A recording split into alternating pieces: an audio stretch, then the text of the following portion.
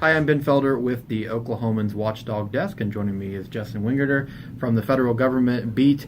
And Justin, we're here in the podcast studio, usually here for the Political State podcast, and our other co-host, Dale Denwalt, who's a Capitol reporter. He's out at the state fair, riding rides or covering governor candidates. We're not sure. But we're here with you today because Governor Mary Fallin has officially called for a special session of the legislature to begin on September 25th. She said that this was likely, but today she issued the executive order. And the thing that's interesting about that is the governor actually called for the specific things that the State House and Senate are to address, and she put out a few of those, Justin. Yeah, we knew this was coming, obviously. We knew a special session was coming. What we didn't know until the day was how broad it was going to be. And it's actually quite broad. It's not only the immediate budget fix, which we knew was inevitable. It's a call for a long-term fix.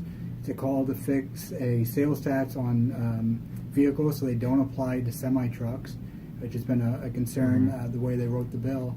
And something you obviously are very familiar with, a call to fix teacher pay. So one of those items is found as asking the legislature to increase teacher salaries, which rank near the bottom nationally, and has been something that lawmakers have talked a lot about, but have failed to get something done on that measure. You say that it's kind of broad, and there's also, that doesn't mean that the legislature will do what the governor calls on. In reporting on the teacher pay specifically, she called on this in her State of the State address at the beginning of the session. Lots of legislative leaders said teacher pay was important and they were going to get something done, and they never did.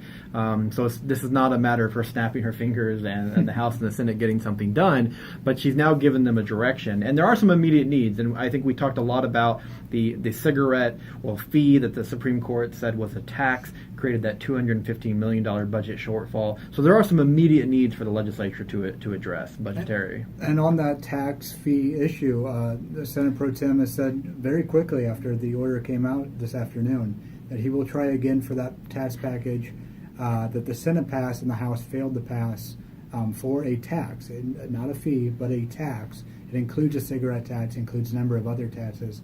So he signals that he will try to bring that up again. It passed pretty easily in the Senate, but will the House do it?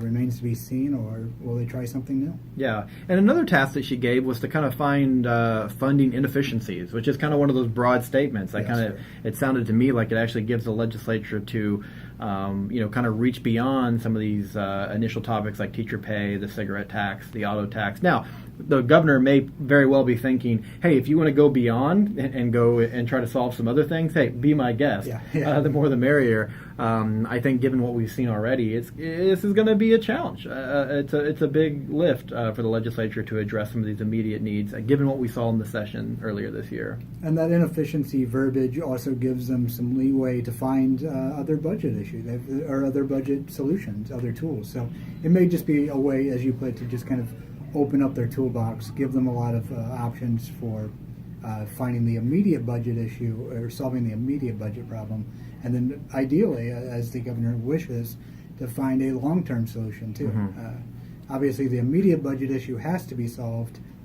The long-term one can wait if necessary, but it should be interesting. It will be interesting. That special session officially kicking off September 25th.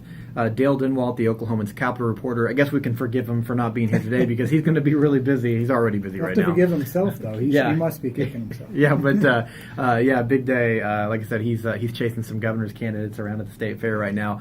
But he's got some long hours ahead of him, and so does the state legislature, beginning on September 25th. Well, with Justin for the Oklahoman, I'm Ben. Stay with newsok.com and the Oklahoman for your special session coverage.